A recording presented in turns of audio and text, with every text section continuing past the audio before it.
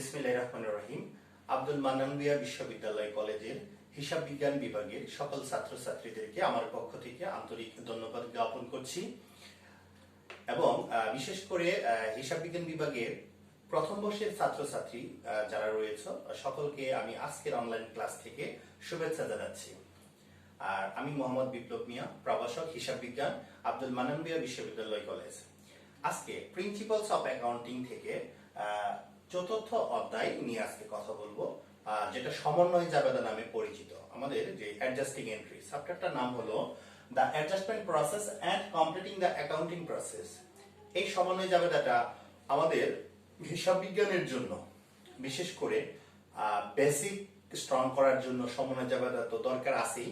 তারপরে আমাদের পরীক্ষায় কিন্তু এই চ্যাপ্টার থেকে 100% প্রশ্ন আসে, যেমন কার্যপত্র, তারপর অ্যাডজাস্টিং এন্ট্রি, দুটোটা থেকে প্রশ্ন আসে। কার্যপত্র 100% আসে, তো অ্যাডজাস্টিং এন্ট্রি আলাদাভাবে খ বিভাগের মধ্যে আমাদের যে নাম্বারটা 4 নম্বরের জন্য প্রশ্ন থাকে ওইখানেও আসে। ঠিক আছে, তো আজকে আমরা অনলাইন ক্লাসে প্রথম যে ভিডিও ক্লাসটা অবশ্যই উপকৃত হবে তোমরা। অ্যাডজাস্টিং এন্ট্রি দেখে কিভাবে আমাদের অ্যাডজাস্টিং এন্ট্রি করতে হয় বা অ্যাডজাস্টিং এন্ট্রি নিয়ম কানুন গুলো আমি বোর্ডে লিখে দিছি।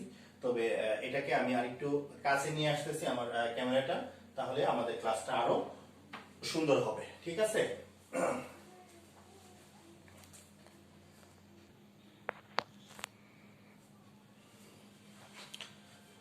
তাহলে আমরা এখন দেখতে পাচ্ছি যে বোর্ডে কিছু নিয়ম কানুন লেখা আছে। চ্যাপ্টারটার সমন্বয় জাবেদা আমরা কিভাবে করব।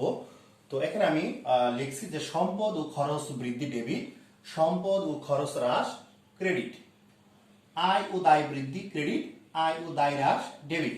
এখানে আমি ছড়ার মতো লিখছি যে খরচ যদি অগ্রিম থাকে তাহলে হবে সম্পদ, আয় যদি বকেয়া থাকে তাহলে হবে সম্পদ, আর সম্পদ মানে ডেবিট। খরচ যদি বকেয়া থাকে তাহলে হবে দায়, আয় যদি অগ্রিম থাকে তাহলে হবে দায়। দায় মানে কি? ক্রেডিট। এখন আমাদের এই চ্যাপ্টারটা করতে গেলে আমাদের 4টা আইটেম সম্পর্কে ভালো ধারণা লাভ করতে হবে, যেমন খরচ, সম্পদ, আয়, দায়। এই 4টা বিষয় নিয়েই আমাদের অ্যাডজাস্টিং এন্ট্রি খেলা। ঠিক আছে, তাহলে আমরা কিছু বিশ্লেষণের মাধ্যমে আমি কয়েকটি সমন্বয় জাবেদা দেখাবো। তবে এর আগে আমি একটা কথা বলে রাখি যে প্রধানত সমন্বয় দাখিলা হলো আমাদের 4টি। একটা হলো খরচ বকেয়া থাকলে, খরচ অগ্রিম থাকলে, আয় বকেয়া থাকলে, আয় অগ্রিম থাকলে। এই 4টা সমন্বয় জাবেদা হলো প্রধানত সমন্বয় জাবেদা আমাদের 4টি। এই 4টি জাবেদা। তো আমরা প্রথমে কিছু জাবেদা আমি বিশ্লেষণ করি, তারপরে একটি প্রশ্ন জাতীয় বিশ্ববিদ্যালয়ে যে প্রশ্নটা অ্যাকাউন্টিং এ আসছে 14 সালে আসছে প্রশ্নটা, আমি একটা প্রশ্ন আলোচনা করব। এটা গ বিভাগে আসছে 10 নম্বরের জন্য। ঠিক আছে, তাহলে প্রথমে স্যালারি 10,000 টাকা। আমি একটি 10,000 টাকা স্যালারি লিখছি, আমি মনে করলাম যে এটা রেওয়া মিলে আছে। খরচ দেখা যাচ্ছে স্যালারি 10,000 টাকা। এখন সমন্বয় জাবেদা যদি আমরা দিতে চাই তাহলে আমরা এইভাবে লিখব,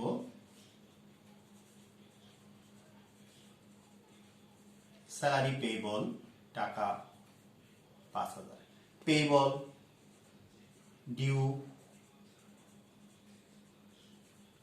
অ্যাক্রুড একই কথা, পেয়েবল ডিউ অ্যাক্রুড একই কথা। ঠিক আছে, আউটস্ট্যান্ডিং,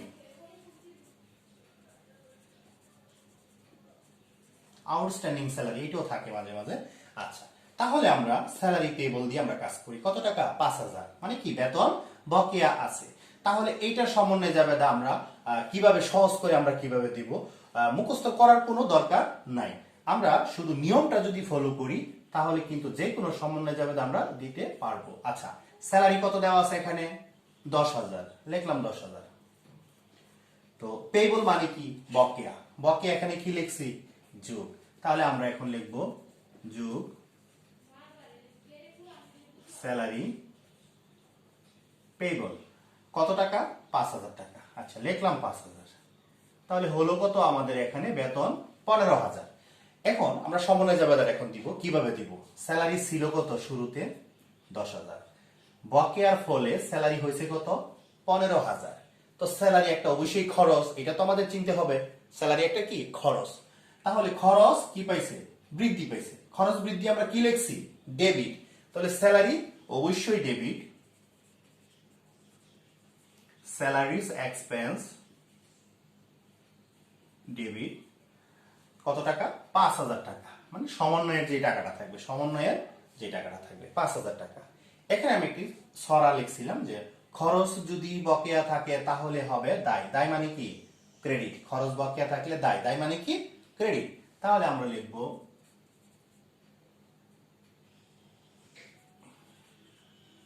স্যালারিজ পেয়েবল ক্রেডিট কত টাকা? 5,000 টাকা। তাহলে salaries expense debit, salaries payable কত? ক্রেডিট 5,000 টাকা। তা এখন আমি এটা নিয়ে আবার কথা বলি। খরচ ছিল কত? 10,000। খরচ বাকি আছে 5,000। মোট খরচ কত হলো? 15,000। তাহলে খরচ বৃদ্ধি, খরচ বৃদ্ধি কি লিখছি? ডেবিট। তাহলে খরচের নাম মানে বৃদ্ধি পাইছে ডেবিট। সরাতে যাব, খরচ যদি বকেয়া থাকে তাহলে হবে দায়। দায় মানে কি? ক্রেডিট। তাহলে বেতন বকেয়া আছে, অবশ্যই ক্রেডিট হবে। ঠিক আছে। এখন যদি ওয়েজেস পেয়েবল, ওয়েজেস মানে মজুরি, রেন্ট পেয়েবল, রেন্ট মানে ভাড়া, অ্যাডভার্টাইজিং এক্সপেন্স পেয়েবল, বিজ্ঞাপন খরচ। এখন এইগুলো যদি বকেয়া থাকে তাহলে কি করতে হবে? সবগুলো ওই সংশ্লিষ্ট দফা অবশ্যই একটা থাকবে। হ্যাঁ, ওইটার সাথে আমরা কি করব? যোগ করব। যোগ করে আমরা কি করব? সমন্বয় জাবেদা দিব। এইভাবে দিব। মোট কথা এই চারটা, আর এখানে আছে চারটা লাইন। এগুলো ভালো করে আমাদের মনে রাখতে হবে। আমরা নেক্সট সমন্বয় জাবেদাতে চলে যাব এখন পরেরটাতে।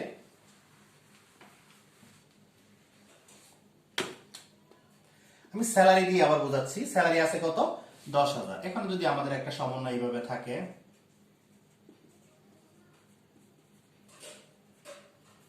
প্রিপেড স্যালারি টাকা 2,000। আচ্ছা, তাহলে এটা সমন্বয় আমরা কি সমন্বয় যাবে আমরা দিব কিভাবে? সহজ করে আমরা দিতে পারি। আচ্ছা, তাহলে আমরা লিখবো এখানে স্যালারি কত? 10,000 লেস। লেস মানে কি? বিয়োগ। তো অগ্রিম কি করব? আমরা বিয়োগ করব। এই যে অগ্রিম কি করব? বিয়োগ করব। আমি আগেই বলে লিখে দিছি এখানে খরচ আর আয় যাই হোক বকেয়া যদি থাকে তাহলে যোগ করব, আর যদি এটা অগ্রিম থাকে তাহলে কি করব? বিয়োগ করব। তাহলে আমরা এখানে লিখব প্রিপেড, প্রিপেড স্যালারি কত টাকা? 2,000। তাহলে এখানে হবে কত? 8,000। তাহলে যাবে একবারে সহজ। স্যালারি ছিল কত? 10,000। অগ্রিমের ফলে স্যালারি হয়েছে কত? 8,000। তাহলে খরচটা কি পাইছে? অবশ্যই হ্রাস পাইছে। খরচটা এখন কি পাইছে? হ্রাস পাইছে। খরচ হ্রাস কি? ক্রেডিট। আচ্ছা, ক্রেডিট। আর আরেকটা কবিতা লিখছিলাম এখানে, খরচ যদি অগ্রিম থাকে তাহলে হবে সম্পদ। প্রথম লাইনে, প্রথম লাইনে দেখো, খরচ যদি অগ্রিম থাকে তাহলে হবে কি? সম্পদ। তাহলে এই খরচটা কি আছে? অগ্রিম আছে। হ্যাঁ, আমরা স্যালারি 10,000 টাকা দেখাইছিলাম খাতার মধ্যে। পরবর্তীতে জানতে পারলাম যে না, 2,000 টাকা অগ্রিম দেওয়া আছে। কর্মচারীরে 2,000 টাকা কি দেওয়া আছে? অগ্রিম দেওয়া আছে। তাহলে কি পুরো টাকা কি আমার খরচ হয়েছে? খরচ হয়েছে না। কত টাকা খরচ হয়েছে? খরচ দেখাতে হবে কত? 8,000 টাকা। তাহলে অবশ্যই 2,000 টাকা আমার সম্পদ হিসেবে রয়েছে। তাহলে খরচ যদি অগ্রিম থাকে তাহলে কি হবে? সম্পদ। সম্পদ কি লিখছি আমরা এখানে? এখানে কি লিখছি? ডেবিট। তাহলে জাবেদাটা হবে প্রিপেড স্যালারি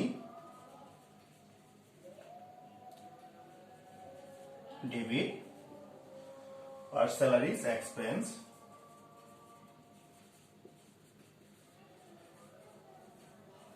ক্রেডিট কত টাকা? 2,000। ঠিক আছে, আশা করি এই সমন্বয়টা আমাদের বোঝা গেল। ঠিক আছে, এখন স্যালারি জায়গায় যদি ওয়েজেস থাকে, রেন্ট থাকে, তাহলে একই কথা। আমরা মাইনাস করে দেখবো এটা কি বাড়ে না কমে। মাইনাস করলে তো অবশ্যই কমবে, আর কমলে এখানে আমরা যাব। ঠিক আছে, এটা দেখবো কি কমছে না বাড়ছে, তারপর এই অনুযায়ী আমাদের জাবেদা দিতে হবে। তাহলে আমরা নেক্সট জাবেদাতে যাব। এখন দুইটা দেখাইলাম, একটা দেখাইলাম খরচ বকেয়া, আর একটা দেখাইলাম খরচ অগ্রিম। এখন আমরা দেখব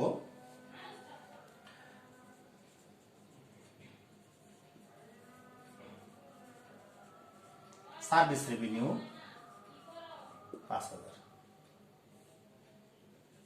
ক্রেডিট। এটা রেওয়া মিলে থাকবে। সার্ভিস রেভিনিউ কি অবস্থায় আছে? ক্রেডিটে আছে। এটা একটা আয়। ঠিক আছে, এখন যদি একটা সমন্বয় থাকে এরকম,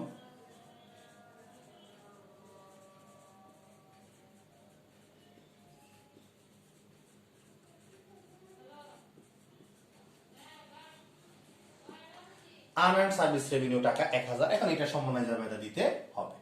তো খুব খেয়াল করতে হবে, আমার আয় আছে কত? এখানে 5,000, আয় কত আছে 5,000। কিন্তু এখন দেখতেছি যে 1,000 টাকা আমার দায় হয়ে রয়েছে। 1,000 টাকা কি আনআর্নড, মানে অনুপার্জিত সার্ভিস রেভিনিউ, অনুপার্জিত মানে এখনো অর্জিত হয় নাই আমাদের। আমি যখন ভাবলাম যে 5,000 টাকা আমার আয় হয়েছে, হ্যাঁ লিখলাম 5,000, পরবর্তীতে দেখতে পেলাম যে না, আরো 1,000 টাকা আমরা সেবা দিতে হবে একজনকে, তাহলে আমার পুরোপুরি 5,000 টাকা আয় হবে। কিন্তু এখন তো 1,000 টাকা কি অবস্থায় আছে, দায় দেখা যাচ্ছে। এখন যদি আমি এটাকে সমন্বয় জাবেদা লিখি, তাহলে সার্ভিস রেভিনিউ 5,000 লেস লেস দিব, কারণ হলো এইটা অগ্রিম, এই আয়টা কি অগ্রিম, কারণ আমি আগেই টাকা নিয়ে এসে পড়ছি, বোঝা গেল এটা। কারণ ওই লোকের বা কাস্টমারের টাকা আমার কাছে কি এখনো 1,000 টাকা আছে, আমরা তাকে কি কোনো সেবা এখনো কি করি নাই, দেই নাই, 1,000 টাকার সেবা দেই নাই, তার কাছ থেকে 1,000 টাকা অগ্রিম নিয়ে আসছি। তাহলে আমার এখানে আমরা কি লিখবো,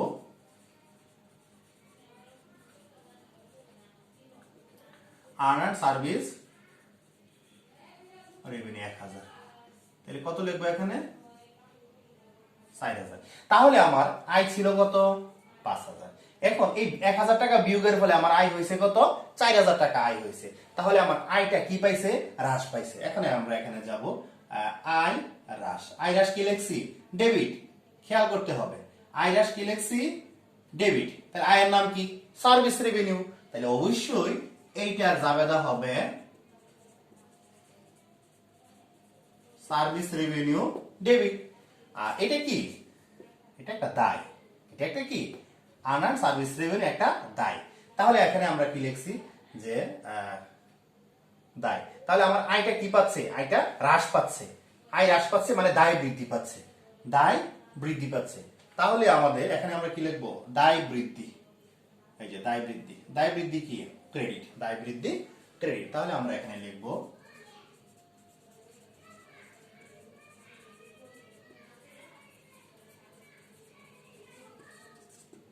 কত টাকা 1,000, জাবেদা কি হলো service revenue debit, unearned service revenue credit. মুখস্থ করার দরকার নাই, অনেক স্টুডেন্টরা এটা দেখে মুখস্থ করে ফেলে, কিন্তু না। এখন আমাদের চিন্তা করতে হবে যে এই সমন্বয়টা আসলো কোত্থেকে।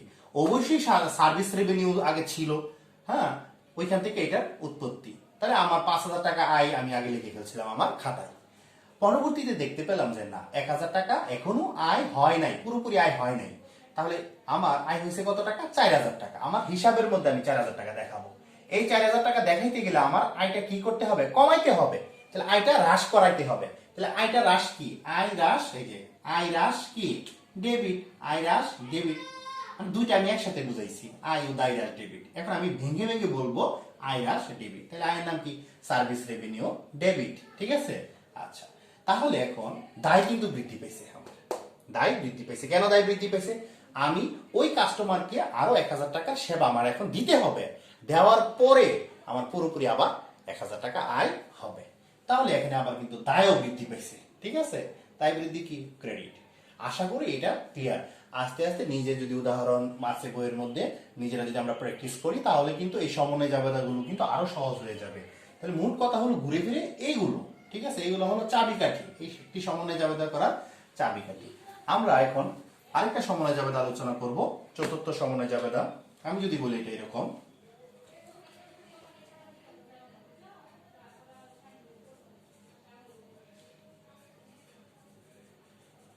রেন্ট ইনকাম 8,000, ভাড়া আয়, ভাড়া আয় এটা রেয়ামেলের ক্রেডিটে থাকবে এটা। এখন যদি আমি সমন্বয়ে বলি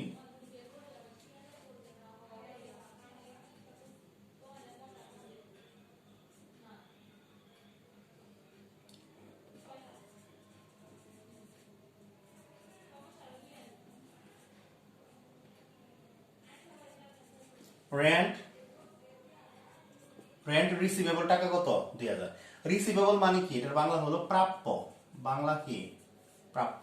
রেন্ট রিসিভেবল টাকা কত 2,000, মানে ভাড়া আমি কি পাবো, এখনো কি করি নাই পাই নাই। তার মানে আয় কি আছে বকেয়া আছে, আয় কি আছে বকেয়া আছে, বুঝেই যাচ্ছে। আমি এই সালে 8,000 টাকা আমার আয় হয়েছে রেন্ট ইনকাম, পরবর্তীতে আমার ভাড়া বাবদ আরো পাবো কত 2,000 রিসিভেবল, মানে প্রাপ্য, আরো পাবো কত 2000। তার মানে এই আয়টা কিন্তু বকেয়া আছে, বোঝা যাচ্ছে আয়টা কি আছে, বকেয়া আছে। তাহলে যদি আমি লিখি রেন্ট ইনকাম 8000 এড, বকেয়া থাকলে কি করব, যোগ, এড রেন্ট সিইআই ভিএ বিএল রিসিভেবল কত টাকা 2000। তাহলে আমার ভাড়া বাবদ টোটাল আয় হচ্ছে কত 10,000। প্রকৃতপক্ষে আমি 8,000 টাকা অলরেডি আমি পাইছি, আর বকে আছে কত 2000। তো একটা ক্যাশ বেসিস এন্ড অ্যাকুরাল বেসিস আমাদের কিছু নিয়ম আছে হিসাব বিজ্ঞানের। এখন বকেয়া হলেও আমরা কিন্তু আয় হিসাবে লিপিবদ্ধ করি। তাহলে কত টাকা দেখা যাচ্ছে এখানে 10,000। তাহলে আয় বাড়ছে না কমছে, অবশ্যই আয় বৃদ্ধি পাইছে। আয় ছিল কত 8,000, আয় এখানে আছে কত 10,000, তাহলে আয় বৃদ্ধি পাইছে। এখানে আয় বৃদ্ধি কোথায়, এই যে আয় দেখতে হবে এখানে, এটা মুছে ফেলি আমি, ঠিক আছে। আয় বৃদ্ধি ক্রেডিট, আয় বৃদ্ধি ক্রেডিট, দায় আছে একটু, দায় তো আমরা এখন বলবো না, কারণ এখানে 8টা কথাকে আমি 4টা লাইন লিখছি, এজন্য আয় বৃদ্ধি ক্রেডিট। তাহলে আয়ের নাম কি রেন্ট ইনকাম, তাহলে আমাদের জাবেদা হবে রেন্ট ইনকাম ক্রেডিট। আচ্ছা এখন ডেবিট লিখবো। ডেবিট কি হবে, এখানে আমি লিখছিলাম আয় যদি বকেয়া থাকে তাহলেও হবে সম্পদ, আয় যদি বকেয়া থাকে তাহলে হবে কি সম্পদ, সম্পদ মানে কি ডেবিট। তাহলে অবশ্যই অবশ্যই রেন্ট রিসিভেবল ডেবিট হবে আমাদের, রেন্ট রিসিভেবল কি হবে ডেবিট হবে। কত টাকা ডেবিট হবে 2000 টাকা, ঠিক আছে। তাহলে আমাদের প্রধান যে 4টা সমন্বয় যাবে কিন্তু ওকে। এখন আমি এখানে কোনো মুখস্থের কোনো বিষয় আমি বলি নাই, শুধু এতটুকু যে স্টুডেন্ট একটু, কারণ অনার্সে যারা পড়ে তারা কিন্তু অবশ্যই মেধাবী, যেহেতু ইন্টারমিডিয়েট লেভেল পাস করে গেছে অবশ্যই তারা মেধাবী, এজন্য এটা একবার দুইবার পড়লে কিন্তু তার মনে থাকার কথা, ঠিক আছে। এখন আমরা একটা প্রশ্ন নিয়ে কথা বলবো, একটা বোর্ডের একটা প্রশ্ন আলোচনা করি, আজকের মতো একটা ক্লাস শেষ করি। এটা হলো national university BBA honours accounting 2014 মানে 2014 সালে একটা প্রশ্ন আসছে। এখানে লিখছে যে using the following information prepare adjusting entries in the books of Saiham enterprise at the end of the year 2014 omit explanation, omit মানে বাদ দেওয়া, explanation মানে বাদ দিতে হবে, explanation দরকার নাই। এখানে 10টা সমন্বয় আসছে, 10 নাম্বার, এটা গ বিভাগে আসছে। এখন সমন্বয় জাবেদাগুলো আমি যতটুকু আলোচনা করছি 4টা, আর এখানে আরো কিছু আছে 10টা, বাকিগুলো আমি আলোচনা করি। আশা করি শিক্ষার্থীরা ব্যাপারটা বুঝবে আর কি, ঠিক আছে। আচ্ছা প্রথম সমন্বয় জাবেদা এখানে বলছে প্রিপেড ইন্স্যুরেন্স এক্সপায়ার। আমি সমন্বয় জাবেদার আগে লিখি, আর সমন্বয় জাবেদার ঘর কিন্তু আমরা সবাই জানি। আমি ঘরটা আগে একটু আইকা দেখাচ্ছি, ঠিক আছে, তারপর আমি এটা মুছে ফেলবো। হ্যাঁ এটা হলো সমন্বয় জাবেদার ঘর। আমরা যদি লিখি যেমন এবিসি কোম্পানি, এবিসি এন্টারপ্রাইজ, আমি enterprise, ABC enterprise adjusting entries date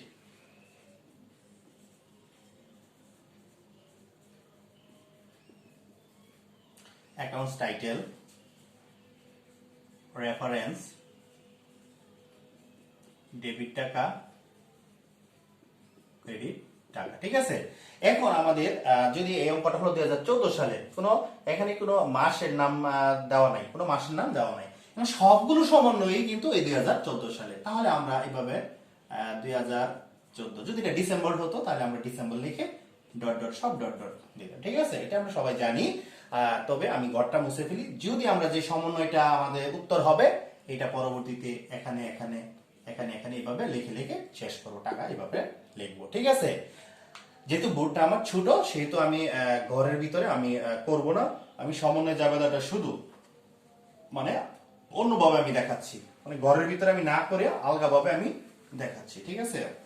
আচ্ছা তাহলে প্রথম সমন্বয় জাবেদা এখানে বলছে প্রিপেড ইন্স্যুরেন্স এক্সপায়ার্ড। আমি আগে সমন্বয় জাবেদাটা লিখি, 1 নাম্বার যেটা আমাদের বোর্ডে আসছে 2014 সালে, ঠিক আছে।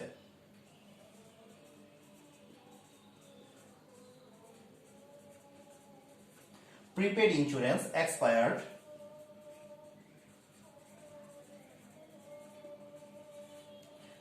ডিউরিং দ্য ইয়ার টাকা 2925 টাকা। আচ্ছা, তাহলে আমি যেগুলো বুঝাইছি এটা কিন্তু ভিন্নতা আছে একটা, কারণ এগুলো আমি এখন বুঝাই নাই। তো এখন আমি অঙ্ক করানোর সাথে সাথে আমি বুঝাইলে কিন্তু বাকিটা বোঝা যাবে আমার বিশ্বাস। প্রিপেড ইন্স্যুরেন্স এক্সপায়ার, এটার বাংলা কি? আগে বাংলাটা আমি দেখাচ্ছি। অগ্রিম বীমা নিঃশেষিত হয়েছে অথবা খরচ হয়েছে অথবা মেয়াদোত্তীর্ণ হয়েছে ডিউরিং দ্য ইয়ার, এই সময়ে কত টাকা? 2925 টাকা। তাহলে অবশ্যই অবশ্যই বীমা কোম্পানির কাছে আমার অগ্রিম বীমা বাবদ কোনো একটা টাকা দেওয়া আছে। না দেওয়া থাকলে তো এটা কি মেয়াদ উত্তীর্ণ হতো না, মেয়াদ নিঃশেষিত হতো না। তাহলে আমি ধরে নিলাম প্রিপেড ইন্স্যুরেন্স 6000 টাকা ডেবিট, এটা একটা সম্পদ। আমি এটা ধরে নিলাম, এটা কিন্তু অঙ্কের মধ্যে নাই, এটা কিন্তু অঙ্কের মধ্যে নাই, বুঝতে হবে এটা আছে। তাহলে এটার জাবেদা আমরা দিব। তো এটার জাবেদা দিব কিভাবে? আমরা দিব একবারে সহজ। আমি ধরে নিলাম একটা বীমা কোম্পানির কাছে আমার কত টাকা দেওয়া আছে? 6000 টাকা দেওয়া আছে। কি অবস্থায় দেওয়া আছে? এটা সম্পদ অবস্থায় দেওয়া আছে।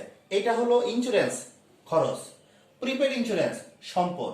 কারণ এখানে খরচ যদি অগ্রিম থাকে তাহলে হবে সম্পদ। এই যে এটা খরচ অগ্রিম, মানে ঢাকা ধরলাম আমি বীমা কোম্পানি অফিস ঢাকা, আমার একটা ব্যবসা প্রতিষ্ঠানের জন্য আমি বীমা করলাম যাতে বিভিন্ন বিপদ আপদ থেকে মানে দুর্ঘটনা থেকে রক্ষা পায়।